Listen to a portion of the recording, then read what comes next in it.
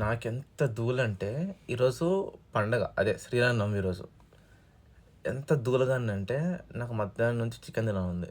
సరే అమ్మ ఏమన్నా అంటదా అని ఎళ్లి అడిగా. మమ్మీ నాకు ఇలా చికెన్ తినాలనుందంటే ఒకటే లుక్ ఇచ్చింది. లుక్ తర్వాత చెంప చల్లని వేగింది ఇక్కడ. సరే ఇంగే మమ్మీ ఏం చేసావంటే పులిహోర చేసిందని చెప్పింది. పులిహోర తినుకుంటూ నాకు అలవాటు ఏంటి? తింటున్నప్పుడు రీల్స్ చూడడం అలవాటు. ఈరోజు నా దరిద్రం ఏందంటే నా రీల్స్‌లో గూడా ఏమొస్తుంది చికెన్‌వి ఫుడ్ వ్లాగ్సే వస్తున్నాయి. అది నా దారుణం అదేంటి. ఈరోజు ఫ్రైడే పండగ సరే అనుకోవచ్చు. రేపు సాటర్డే. రేపు ముట్టుకుంటే ఇంకా అసలు చంపు తీసి కొడతది మళ్ళీ.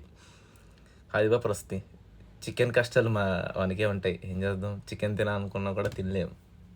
మళ్ళీ సండే ఇస్తారు పర్లేదు. కానీ మనకి ఒకటుంటది.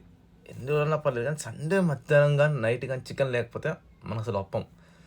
పప్పు చేసిందా? దీని మన బతుకులేంట్రా అనుకుంటాం. అవునా? ఈరోజు ఈ ఇన్సిడెంట్ అయింది. అందుకే షేర్ చేసుకున్నా. కానీ ఈరోజు మాత్రం బాగా దెబ్బలు తిన్నా భయ్యా. పండగ పూట దెబ్బలు తినడం మనకు కొత్తనా? అలవాటేగా.